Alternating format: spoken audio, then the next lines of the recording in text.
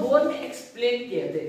देखो बोर ने कहा था कि जो ये एक एटम है, ठीक है, और एटम के अंदर जो जिन ऑर्बिट्स में जिन डिस्क्रीट ऑर्बिट मतलब जिन ऑर्बिट्स के अंदर इलेक्ट्रॉन्स होंगे सिर्फ वही एटम के अंदर अलाउड होगी, बाकी कोई ऑर्बिट एटम के अंदर अलाउड नहीं होगी, ठीक है।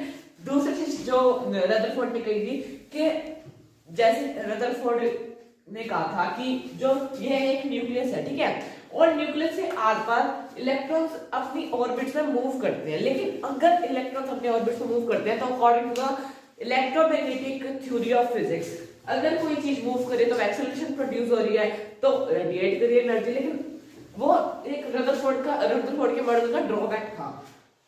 तो बोर ने उसी को एक्सप्लेन किया दैट जब तक इलेक्ट्रॉन्स अपनी डिस्क्रीट ऑर्बिट्स में मूव करेंगे ना तब तक वो अपनी एनर्जी को रेडिएट ही नहीं करेंगे, ठीक है, जो रदरफोर्ड ने एक्सप्लेन किया।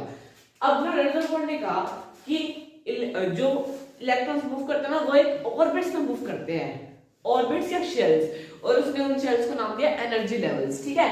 और ये उसने क्या कहा, एक न्यूक्लियस होता है, ठीक है, ये न्यूक्लियस है,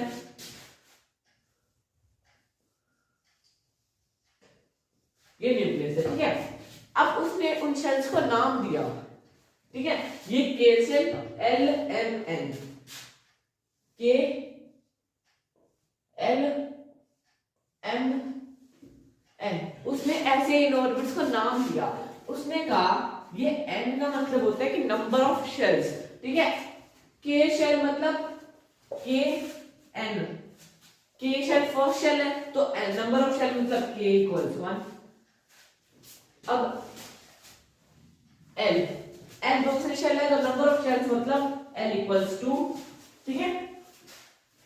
M तीसरी शेल है तो नंबर ऑफ शेल्स मतलब M इक्वल्स 3, और N चौथी शेल है तो नंबर ऑफ शेल्स इक्वल्स 4, ठीक है। रदरफोर्ड ने सीधा ये एक्सप्लेन किया, ठीक है।